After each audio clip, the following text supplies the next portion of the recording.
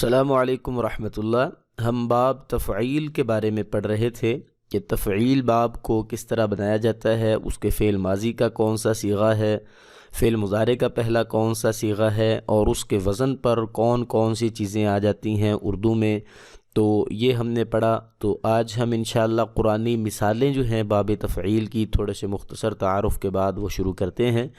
تو ثلاثی مزید فی سے کیا مراد ہے، سب سے پہلے یہ جان لیں۔ ایسا فعل جس کا ماضی جو ہے وہ 3 حروف سے زائد ہو اس کو ثلاثی مزید فی کہتے ہیں۔ اور ثلاثی مجرد اور مزید بھی فی میں کیا فرق ہے؟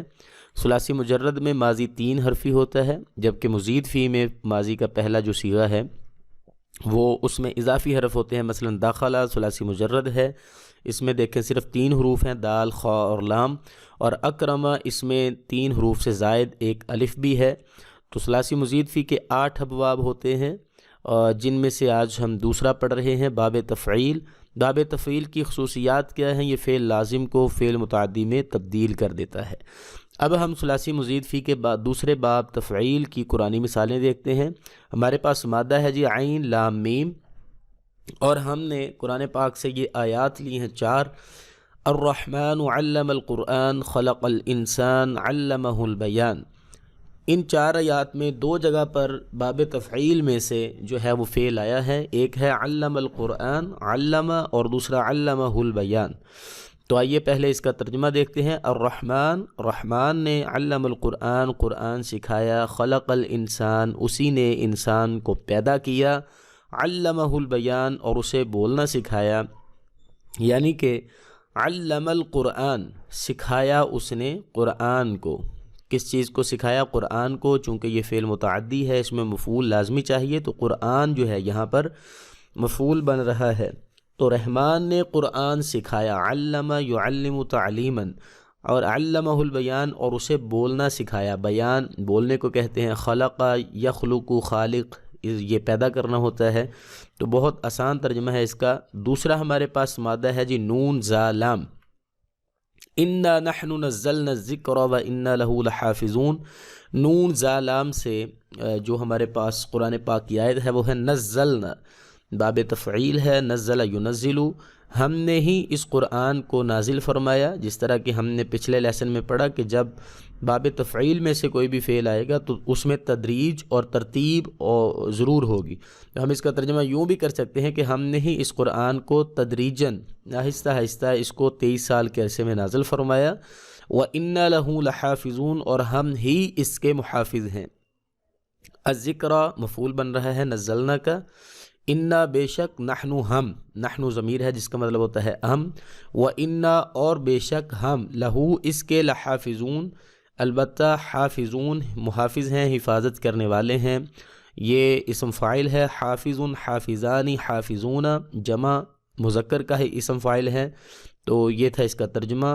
آگے دیکھیں جی، ہمارے پاس ہے سین با حا، یہ ہمارے پاس مادہ ہے، اور اس سے ہمارے پاس جو قرآن کی مثال ہے وہ ہے سبح۔ سبح للہ ما فی السماوات و ما فی الارض، آسمانوں اور زمین کی ہر چیز اللہ تعالیٰ کی پاکی بیان کرتی ہے، یعنی کہ پاکی بیان کرتی ہے۔ سبح پاکی بیان کرتی ہے، کس چیز کی؟ اللہ کی۔ تو اس میں مفعول لازمی چاہیے بات کو کمپلیٹ کرنے کے لیے۔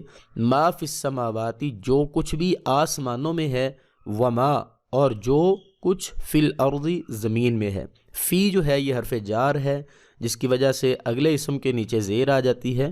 دیکھیں اسماوات اس کے نیچے بھی زیر ہے، اور ارض اس کے نیچے بھی اس کی وجہ سے زیر آ گئی ہے۔ تو آگے اگلی مثال دیکھیں، ہمارے پاس ہے کاف لام میم۔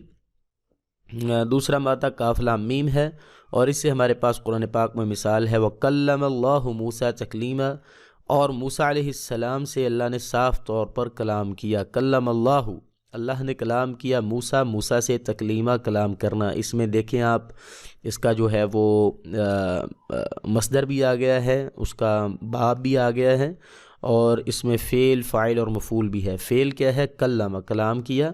اللہ، اللہ تعالیٰ نے، یہ فاعل ہے، اور موسیٰ جو ہے یہ مفعول ہے۔